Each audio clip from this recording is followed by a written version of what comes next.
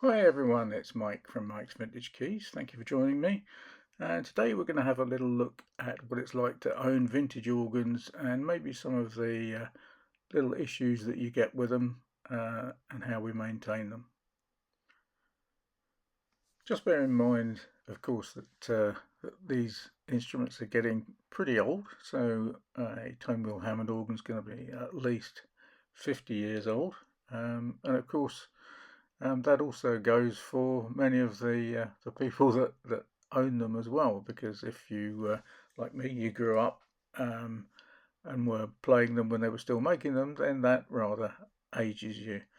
The instruments and the technicians are getting pretty scarce in some parts of the world, and certainly here in the UK, it's very difficult to find knowledgeable technicians equally across the country.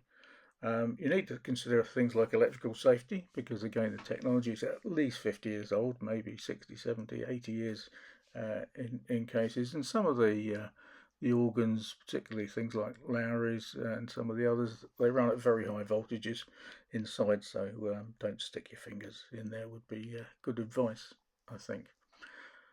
Having said that, whilst there's a lot of downsides and the prices are escalating, particularly in Europe, although some of the valued instruments here are still getting put in landfill in the States, they are magnificent organs and they're a joy to own.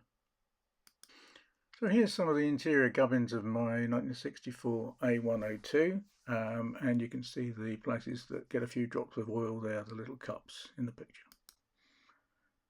And here it is, purring away after oiling. So Leslie's 2 require a little bit of maintenance. There's a few little places that need to be oiled. The rotor itself you can oil whilst it's in situ, but to do the motors you really need to remove them. And that's a good time to replace any worn parts. And in this one I'm still waiting for parts to arrived from America, but I've just cleaned and reassembled it. So the previous week the organ was making a noise like a thunderstorm, so I thought I'd better check that out.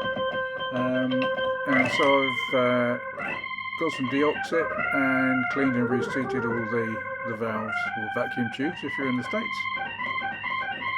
Seems to be working okay now.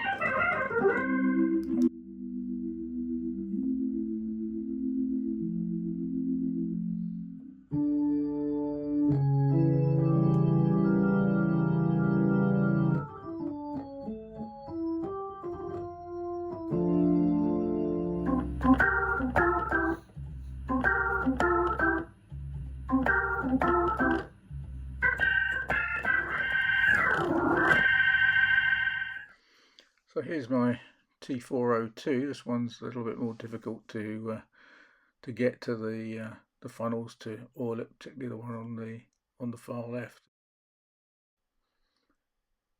And this one's the 1973 L102.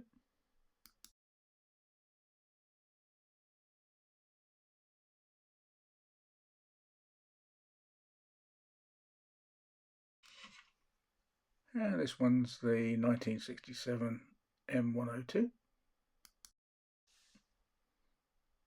And finally, in the Hammond Room is this lovely M162. Looks like a little baby C3. Lovely instrument.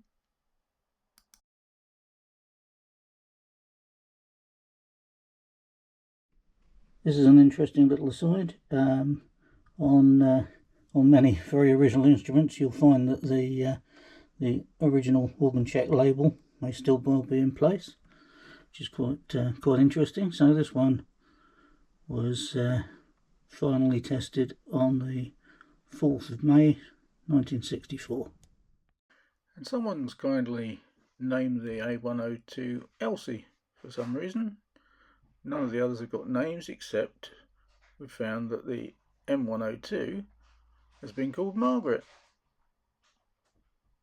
Lovely to know if any other instruments have been given names and whether this has been recorded on a card by somebody over the years.